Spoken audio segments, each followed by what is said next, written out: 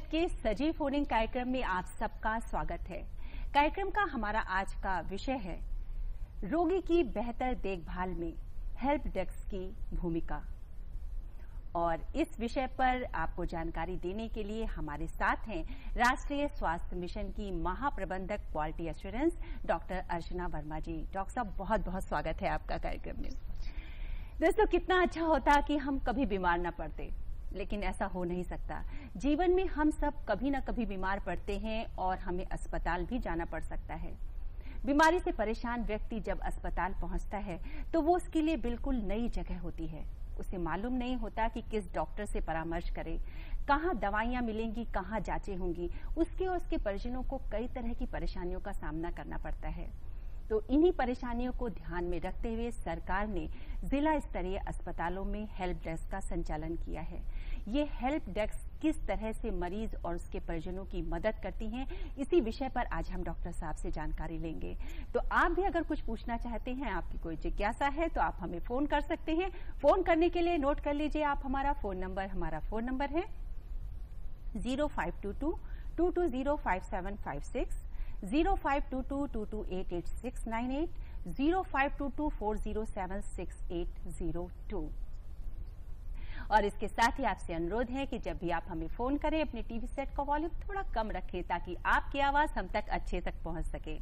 और डॉक्टर साहब, जैसा कि आप देख रहे हैं कि आज हमारे साथ हमारे आमंत्रित दर्शक भी हैं, तो इनके भी कुछ प्रश्न हैं, कुछ जिज्ञासाएं हैं, उनको भी हम कार्यक्रम में शामिल करेंगे। तो आप सबका भी बहुत बहुत स्वागत है कार्यक्रम में। दरअसल सबसे पहले आपसे ये जानना चाहेंगे कि जिला अस्पतालों में जो हेल्प डेस्क का संचालन हो रहा है, इसकी क्या भूमिका है? शिखा जी, मैं ये पहले बताना चाहूंगी कि ये जो हेल्प डेस्क है, ये प्रदेश के जो 75 जिले हैं आप जानते हैं, उनके 25 जो हाई प्रायोरिटी डिस्ट्रिक्ट्स हैं उनमें चल रहे हैं। उनमें जो जनपद स्तरीय चिकित्सालय हैं 50 चिकित्सालयों में अभी ये वर्तमान में कार्यरत हैं। और अभी इनका नाम रोगी सहायता केंद्र है जी। अभी रोगी सहायता केंद्र के नाम से संचालित हो रहे हैं, लेकिन बहुत जल्दी हम इसको प्रदेश के सभी जो 160 जिला स्तरीय चिकित्सालय हैं उनमें विस्तारित करेंगे और तब इसको हम हेल्प डेस्क के रूप में चलाएंगे जी। रोगी सहायता केंद्र मतलब रोगियों को अगर कोई परेशानी है, कुछ अगर उनको जानकारी चाहिए तो वो वहां पे जाकर मिल सकती है। जी बिल्कुल जी। डॉक्टर साहब, हमारे साथ दिग्विजय सिंह जी हैं। दिग्विजय जी, आप कुछ पूछना चाहेंगे? जी डॉक्टर साहब, हेल्प डेस्क की सहायता से रोगी की बेहतर देखभाल में किस प्रकार से मदद मिल सकती है? दिग्विजय जी, आप जानते होंगे कि जैसे कोई अगर पहली बार अस्पताल जाता है तो उनको कई बार कई तरह की समस्याओं का सामना करना पड़ता है। खासतौर पे हमारे जो ग्रामीण अंचल से लोग आते हैं उनको काफी ज्यादा परेशानियों का सामना कई बार करना पड़ता है। इन्हीं को ध्यान में रख के ये सोचा गया कि कम से कम जहां पे रजिस्ट्रेशन होता है हमारे रोगियों का, जहां पर्चा बनता है, पर्चा काउंटर, उसी के पास अगर एक हेल्प डेस्क या रोगी सहायता केंद्र हम स्थापित कर दें तो वो रोगी जो पहली बार आ रहे हैं या जिनको अस्पताल के बारे में जानकारी नहीं है कि यहाँ कौन कौन सी सुविधाएं मिलती हैं, कौन सी नहीं, तो ऐसा देखा जाता है कि कई बार वो काफी देर तक भटकते रहते हैं और फिर कहीं जब तक जो चिकित्सालय में जो सही चिकित्सक तक पहुंचते हैं तब तक या तो समय खत्म हो चुका होता है या किसी अन्य वजह से वो सुविधा लेने से वंचित रह जाते हैं। तो इन्हीं सब बातों को ध्यान में रख के इस रोगी सहायता केंद्र का संचालन शुरू किया गया कि जो पहली बार आ रहे हैं रोगी या जिनको सहायता की आवश्यकता है या जिनको ये पता करना है कि पैथोलॉजी किधर है, लेबर रूम किधर है, ओपीडी किधर है, तो इन सब चीजों में जो समस्याएं ऐसी हैं जो सभी को देखनी पड़ती हैं रोजमर्रा में, उसको ध्यान में रखते हुए इनका संचालन शुरू किया गया जिससे रोगियों को कोई कठिनाई न हो और वो सही जगह पे सही समय से पहुंच सकें। शशि सिंह जी, आप भी हमारे बीच हैं, आप कुछ पूछेंगी? नमस्ते डॉक्टर साहिबा। डॉक्टर साहिबा, मेरा प्रश्न ये है कि वर्तमान में उत्तर प्रदेश में हेल्प डेस्क का संचालन कहाँ कहाँ हो रहा है? वर्तमान में हेल्प डेस्क को रोगी सहायता केंद्र, जैसा मैंने आपको बताया कि रोगी सहायता केंद्र के नाम से संचालित है और 25 जो हाई प्रायोरिटी डिस्ट्रिक्ट्स हैं हमारे प्रदेश के, उसके जनपद स्तरीय चिकित्सालयों में कुल 50 जगह पे ये अभी चल रहे हैं और काम कर रहे हैं। डॉक्टर साहब, जो रोगी सहायता केंद्र या हेल्प डेस्क हम बोल रहे हैं उसे, तो ये अस्पताल में किस जगह पे होती है? इसका देखिए कार्य ही ऐसा है कि जो इसको हम लोग जिसको कहते हैं फर्स्ट कांटेक्ट, पहली बार जब मरीज चिकित्सालय में आए तो इससे पहले कि उसे कोई समस्या हो उसको ये पता हो कि समस्या का निस्तारण कहाँ किया जाएगा। तो बिल्कुल एंट्रेंस पे, बिल्कुल जहां चिकित्सालय में जहां शुरुआत होती है, जहां पर्चा काउंटर होता है, उस जगह पे कोशिश की गई कि इन रोगी सहायता केंद्रों को स्थापित करें जिससे घुसते ही मरीजों को ये दिख जाए कि अगर उन्हें कोई परेशानी होगी तो यहाँ पे क्या मैं आपकी मदद कर सकता हूँ के नाम से, या रोगी सहायता केंद्र सामने दिखाई दे जाए उन्हें। उसका एक बोर्ड भी लगा होता होगा, उस पे लिखा रहता है जी बिल्कुल, तो मरीज को कोई परेशानी से ना हो। जी। मोहम्मद कलीम जी, आप कुछ पूछेंगे? डॉक्टर साहिबा, हेल्प डेस्क से हम कौन कौन सी जानकारियां प्राप्त कर सकते हैं? कलीम साहब, जो ये रोगी सहायता केंद्र स्थापित किए गए, इनका उद्देश्य ही यही था कि चिकित्सालय में कौन कौन सी सुविधाएं दी जा रही हैं, कौन कौन से दवाइयां मिल सकती हैं, कौन कौन से विशेष दिवस हैं जो सेलिब्रेट किए जाते हैं या जिसमें कुछ विशेष सुविधाएं दी जाती हैं। कहने का तात्पर्य यह है कि चिकित्सालय में दी जाने वाली सभी सुविधाओं की जानकारी इस रोगी सहायता केंद्र से प्राप्त की जा सकती है। यहाँ तक कि कौन कौन सी दवाइयां उपलब्ध हैं, कौन कौन सी जांचें वहां की जाती हैं, कौन कौन सी विशेषज्ञता के चिकित्सक वहां उस चिकित्सालय में हैं, या कोई ऐसी सुविधा जो किसी विशेष दिन पर वहां पे दी जाती है। जैसे कई चिकित्सालयों में डायबिटिक क्लिनिक या नेफ्रोलॉजी क्लिनिक का भी संचालन किया जाता है, जिसको जो हर दिन नहीं चलते हैं लेकिन उनके दिन फिक्स होते हैं। तो चिकित्सालय से जुड़ी हुई जो भी जानकारी किसी को चाहिए होगी, रोगी या उनके परिजन को, वो सभी जानकारियां इस रोगी सहायता केंद्र पे उपलब्ध होंगी। जी। अमनदीप जी, आप कुछ पूछेंगी? डॉक्टर साहिबा, हेल्प डेस्क का संचालन किसके द्वारा किया जाता है? देखिए, हेल्प डेस्क जो है वो चिकित्सालय के सीएमएस या मुख्य चिकित्सा अधीक्षक अधीक्षिका जो है उनके नेतृत्व में चलते हैं। और एक जो ये रोगी सहायता केंद्र है, इसमें मैनेजर और ऑपरेटर्स होते हैं, जो जिनका काम ही यही है कि जो भी रोगी आ रहे हैं या उनके परिजन आ रहे हैं, अगर उनको किसी तरह की सहायता की आवश्यकता है या जानकारी की आवश्यकता है तो वो उनको दें। साथ ही अगर उन्हें कोई शिकायत है या कोई सुझाव है तो उसको भी वो दर्ज करते हैं, और अगर कोई शिकायत है तो उसको संबंधित चिकित्सक या जो भी जिससे किसके भी खिलाफ शिकायत होती है तो वो सीएमएस के माध्यम से उसका निस्तारण करने की कोशिश करते हैं, और उचित माध्यम को यूज करते हुए उसका निस्तारण करके और उसको सही व्यक्ति तक जिसने शिकायत की शिकायतकर्ता तक पहुंचाते भी हैं। जी डॉक्टर साहब, जब एक आम मरीज जो है जिसको बहुत ज्यादा जानकारी नहीं है और अस्पताल में पहुंचता है, उसे किसी तरह की परेशानियां होती हैं, तो अगर वो कुछ शिकायत करना चाहता है तो क्या वो मौखिक भी शिकायत कर सकता है या लिखित रूप में ही उसको शिकायत देनी होती है, और कहाँ देनी होगी? बिल्कुल सही कह रही हैं आप, दोनों तरह से शिकायत दर्ज की जा सकती है। मौखिक रूप से भी दर्ज कराई जा सकती है। जो ये रोगी सहायता केंद्र में मैनेजर और ऑपरेटर्स हैं, इनके पास एक रजिस्टर होता है जिसमें वो दर्ज करते हैं और अकॉर्डिंगली फिर एक प्रक्रिया के तहत वो उसको निस्तारित भी करते हैं। और अगर वो लिखित शिकायत देना चाहें तो उसके भी कई तरीके हैं। एक तो शिकायत पेटिका होती है जी, जो चिकित्सालय में कई जगह पे लगी होती है, ओपीडी के बाहर या वार्ड के बाहर, कई जगह पे सब डिपार्टमेंट्स में, सभी डिपार्टमेंट्स में एक शिकायत पेटिका होती है जिसमें वो शिकायत अपनी डाल सकते हैं। इसके अलावा वो सीएमएस को जाके सीधे भी शिकायत कर सकते हैं, और यदि वो सामने नहीं जा सकते हैं या किसी वजह से नहीं जा पा रहे हैं तो चिकित्सालय में जगह जगह पे सीएमएस का ऑफिशियल नंबर जो होता है, टेलीफोन नंबर, मोबाइल नंबर, वो लिखा रहता है, तो वो चाहे तो उस नंबर पे भी शिकायत अपनी दर्ज करा सकते हैं। और फोन करने से उम्मीद जगती है कि उनकी शिकायत सुनी जाएगी, उस पर उनके सुझाव पे ध्यान दिया जी बिल्कुल, यही मंशा है कि वो जो भी शिकायत कर रहे हैं उसको सही समय से उसका निस्तारण करें, जिससे अच्छी से अच्छी सुविधाएं मरीजों को दी जा सके। सुरभि जी, आप कुछ पूछेंगी?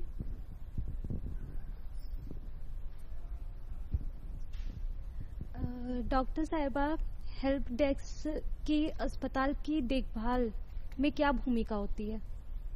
सुरभि जी, हेल्प डेस्क का ये काम है कि ये फर्स्ट कांटेक्ट वाली जगह होती है जिसमें चिकित्सालय में जो भी रोगी आ रहे हैं उनका पहला कांटेक्ट, अगर उन्हें आवश्यकता है तो वो इस केंद्र पे जो लोग हैं, मैनेजर और ऑपरेटर, उनसे संपर्क कर सकते हैं। उनको अगर कोई जानकारी चाहिए या वो कोई शिकायत करना चाहे या कोई सुझाव भी देना चाहे, कई बार चिकित्सालय को और अच्छी सुविधाएं किस प्रकार दी जा सकती हैं इसके संबंध में वो सुझाव भी देना चाहते हैं रोगी।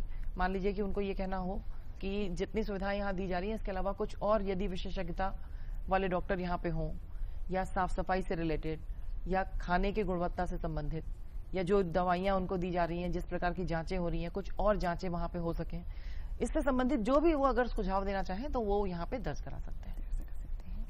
कार्यक्रम आप देख रहे हैं मिशन हेल्थ, और मिशन हेल्थ में वक्त हो गया है एक ब्रेक का। मिलते हैं ब्रेक के बाद।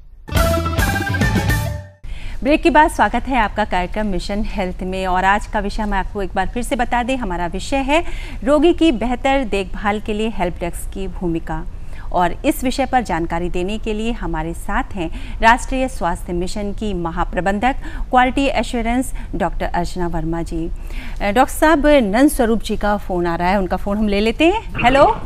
हेलो। हाँ नंद स्वरूप जी, स्वागत है आपका मिशन हेल्थ में, आप अपना प्रश्न पूछिए।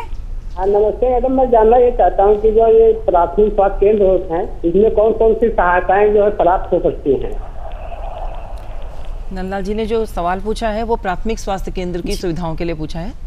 तो मैं बताना चाहूँगी कि प्राथमिक स्वास्थ्य केंद्र पे 2 चिकित्सक होते हैं और जो बेसिक सुविधाएं दी जाती हैं वो वहाँ पे दी जाती हैं। टीकाकरण की सुविधा वहाँ पे होती है।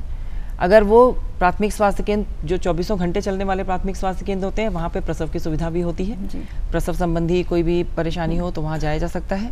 जितनी भी डायरिया, डिहाइड्रेशन, इनसे रिलेटेड जो भी बीमारियां जो आमतौर पे होती हैं, सर्दी, जुकाम, बुखार, इन सब से रिलेटेड इलाज वहाँ पे किया जा सकता है, जिसकी सुविधाएं वहाँ जांच की भी सुविधा होती है और दवाएं भी होती हैं। 24/7 जहाँ जो चलती है वहाँ प्रसव की सुविधा भी होती है। और हेल्प डेस्क की हम बात कर रहे हैं तो डॉक्टर साहब ये कहाँ पे होती हैं, ये उनको बता दीजिए।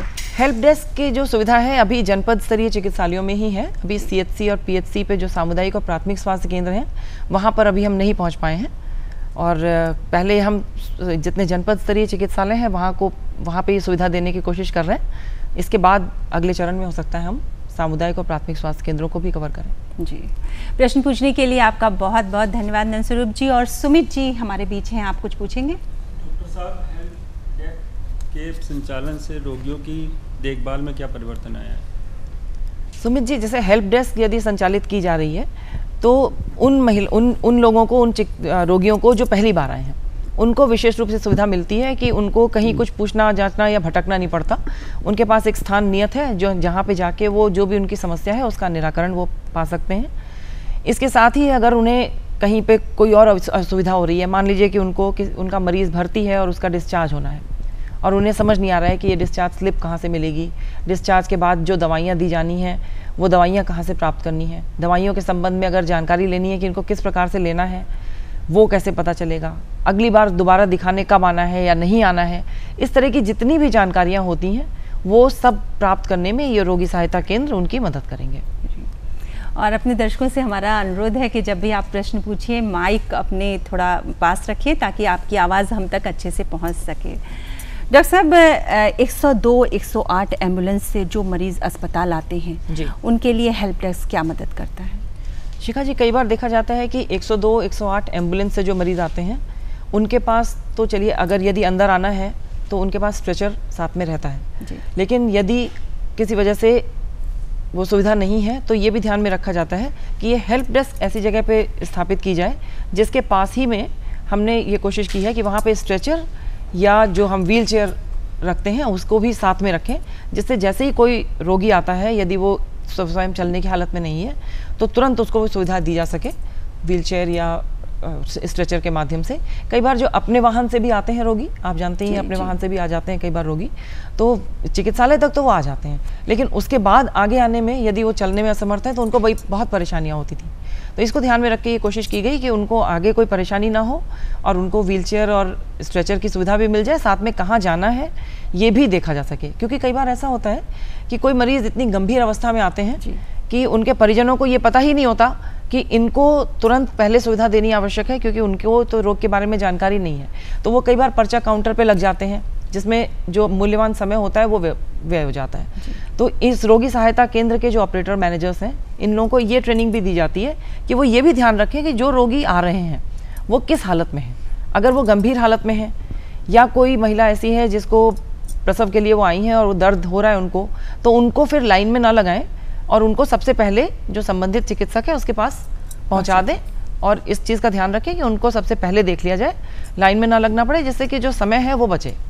क्योंकि कई बार ऐसा होता है कि लाइन में लगने के कारण समय बहुत बर्बाद होता है और उनको सुविधा मिल नहीं पाती जिनको पहले दी जानी चाहिए। तो ये सब कार्य भी उन्हीं रोगी सहायता केंद्र के द्वारा हम लोग देख रहे हैं कि ये सुविधाएं भी दी जा सकें। क्योंकि इसके संबंध में जो मरीज़ तुरंत आया है वो कोई शिकायत नहीं कर रहा है, ना ही वो कोई सुझाव दे रहा है, लेकिन ये एक मतलब किसी भी व्यक्ति का एक अपना नेचर भी होता है कि किसको अधिक सहायता देने की आवश्यकता है, तो उनको पहले चिकित्सकीय सुविधाएं उपलब्ध हो सके, इसको भी ध्यान में रखते हुए उनको ट्रेनिंग दी गई है। डॉक्टर साहब, रायबरेली से एक दर्शक हमारे साथ जुड़े हैं। हेलो। हाँ जी, हम डॉक्टर से पूछना चाह रहे थे कि जो आज के विषय है उसमें थोड़ा विस्तार से जानना चाह रहे थे। आज के विषय में रोगी सहायता केंद्र और क्या क्या काम करते हैं, शायद ये जानना चाह रहे हैं आप। तो मैं बताना चाहूँगी आपको कि रोगी सहायता केंद्र का मुख्य कार्य तो यही है कि जो भी रोगी पहली बार आए उनको सुविधाएं दें, लेकिन यदि किसी को सुविधा की आवश्यकता नहीं है या कोई सुझाव नहीं दे रहे हैं या कोई शिकायत करने नहीं आ रहे हैं, तो भी उन लोगों के कुछ और भी कार्य हैं जो नियत हैं। जैसे कि जैसे ही ये लोग सवेरे सुबह हॉस्पिटल शुरू होता है 8 बजे से ओपीडी शुरू होती है सभी जगह, तो उसके पहले ये जो रोगी सहायता केंद्र मैनेजर या ऑपरेटर हैं उनमें से एक व्यक्ति केंद्र पे रहेगा, दूसरा व्यक्ति हॉस्पिटल का एक राउंड लेगा जी। सबसे पहले वो देखेंगे कि ओपीडी में सब जगह डॉक्टर आ गए हैं, वहाँ पे जो उपकरण या जो अन्य चीज़ें ओपीडी चलाने के लिए आवश्यक होती हैं वो पहुँच गई हैं, ओपीडी में साफ़ सफाई हो गई है या नहीं, और सारे उपकरण यदि वहाँ पे हैं तो ठीक है। उसके बाद यदि नहीं है तो तुरंत वो सीएमएस को या जो भी वहाँ के नोडल हैं उनको इन्फॉर्म करते हैं कि यहाँ पे चिकित्सक अभी नहीं बैठे हैं या यहाँ पे उपकरणों की आवश्यकता है या कोई और चीज़ जो भी कमी है वहाँ पे, उसके बारे में वो तुरंत जाके सूचना देते हैं संबंधित को, जिससे कि सभी सुविधाएं जो दी जानी है हॉस्पिटल में वो समय से और सुचारू रूप से चल सकें। इसके अलावा पूरे परिसर में कहीं गंदगी ना हो, कहीं जलभराव की स्थिति ना हो, कहीं जहाँ पे पीने का पानी है वो एक बार चेक कर लेते हैं रोज़ कि पीने का साफ़ पानी उपलब्ध है या नहीं। किसी को अगर बीच में कोई व्यक्ति अगर सहायता मांग रहा है तो उनको भी सहायता उनको देनी होती है कि कहाँ जाना है या कोई और परेशानी तो नहीं है। वो ये भी देखते हैं कि परिसर में कहीं कोई आवारा पशु तो नहीं है या कोई बाहरी वेंडर तो आके नहीं घूम रहे हैं, क्योंकि ये सब परेशानियां भी समस्याएं अक्सर देखी जाती हैं कि आवारा पशु घूम रहे हैं और उसकी वजह से यहाँ चिकित्सालय में जो आ रहे हैं रोगी या उनके परिजनों को परेशानी होती है। तो पूरे चिकित्सालय में जो भी सुविधाएं दी जानी है वो समय से और सुचारू रूप से चल सकें, इसके लिए सवेरे एक बार राउंड लेते हैं और देखते हैं कि सब जगह सभी व्यवस्था ठीक से चल रही है या नहीं। मिशन हेल्थ में वक्त हो गया है एक और ब्रेक का, मिलते हैं ब्रेक के बाद। ब्रेक के बाद एक बार फिर से स्वागत करते हैं आपका कार्यक्रम मिशन हेल्थ में, और एक बार फिर हम आपको अपना विषय बता देते हैं। हमारा विषय है रोगी की बेहतर देखभाल में हेल्प डेस्क की भूमिका, और इस विषय पर जानकारी दे रही हैं डॉक्टर अर्चना वर्मा जी। डॉक्टर साहब, अगर किसी अस्पताल में हेल्प डेस्क नहीं है और वहाँ पे अव्यवस्था है या कुछ परेशानियाँ हैं, तो मरीज़ उसकी शिकायत कहाँ पर दर्ज कराए? शिखा जी, अगर हेल्प डेस्क नहीं है तो अभी जो हमारी वर्तमान व्यवस्था है वो ये है कि सीएमएस के पास जाके वो अपनी शिकायत दर्ज करा सकते हैं और लिखित में दे सकते हैं या उनसे बात कर सकते हैं। उनका नंबर भी जगह जगह डिस्प्लेड रहता है, उसके द्वारा भी वो अपनी शिकायत या सुझाव उनको दे सकते हैं। शुभा जी, आप हमारे बीच हैं, आप कुछ पूछेंगी? डॉक्टर साहिबा, मैं ये पूछना चाहती हूँ कि अगर मान लीजिए किसी रोगी की अस्पताल में मृत्यु हो जाती है तो ऐसी दशा में उसके परिजनों को हेल्प डेस्क की तरफ से क्या सहायता मिल सकती है? शुभा जी, ये भी देखा ही जाता है कि कभी कभी चिकित्सालय में तमाम कोशिशों के बावजूद किसी मरीज़ की जान नहीं बचाई जा सकती, और अगर मृत्यु हो जाती है तो इस दशा में क्योंकि परिजनों का मनोबल काफ़ी गिर जाता है, परेशान होते हैं और अब आगे क्या करना है इसमें कई बार उनको निर्णय लेने में भी दिक्कत होती है।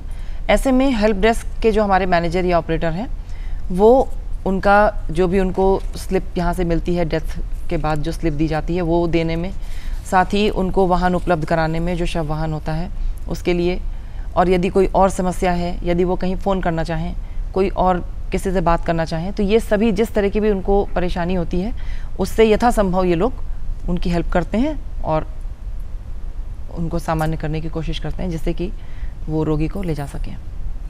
प्रश्न अभी और हैं, जिज्ञासाएं भी और हैं, लेकिन फिलहाल वक्त है ब्रेक का। रोगी की बेहतर देखभाल में हेल्प डेस्क की भूमिका, इस विषय पर आज जानकारी दे रही हैं डॉक्टर अर्चना वर्मा जी, और हमारे साथ हैं एसके शर्मा जी। एसके शर्मा जी, आप कुछ पूछेंगे? डॉक्टर साहिबा, कृपया ये जानकारी उपलब्ध करा दें कि अस्पतालों में साफ सफाई व्यवस्था सुनिश्चित करने के लिए डेस्क हेल्पलाइन का जो है क्या भूमिका रहती है? शर्मा जी, इसमें जो ये हेल्प डेस्क में जो ऑपरेटर और मैनेजर हैं, इनके कार्य में ये भी आता है कि चिकित्सालय में साफ़ सफाई की व्यवस्था दुरुस्त रहे, उसको ये लोग उसको भी जांच लें, और अगर कहीं पे कोई कमी पाई जाती है तो उसके लिए जो संबंधित व्यक्ति है उसको सूचित करें, जिससे जल्दी से जल्दी सफाई व्यवस्था को बहाल किया जा सके। क्योंकि आप भी ये मानेंगे कि चिकित्सालय में घुसने पर कोई भी व्यक्ति जब पहली बार कहीं पे भी जाते हैं तो जो चीज़ सबसे पहले उसको अट्रैक्ट करती है वो है चिकित्सालय की साफ़ सफाई या स्वच्छता।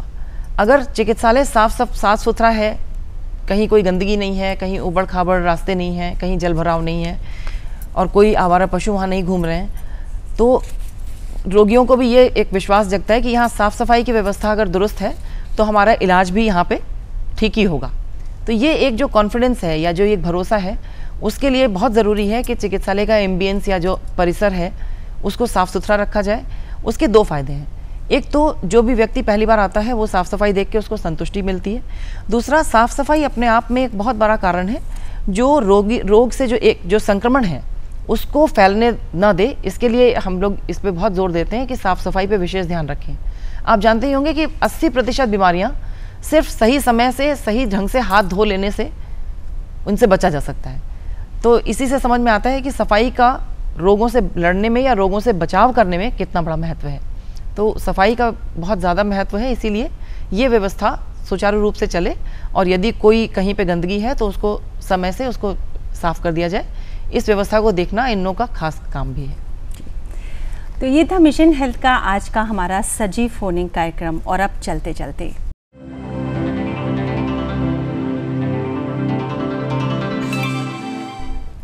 चलते चलते में दर्शकों, हम आपसे एक प्रश्न पूछते हैं और उस प्रश्न का सही उत्तर भेजने वाले दर्शकों में से किसी एक दर्शक के पत्र का चयन हम लकी ड्रॉ के द्वारा करते हैं और फिर आमंत्रित करते हैं उन्हें अपने यहाँ स्टूडियो में।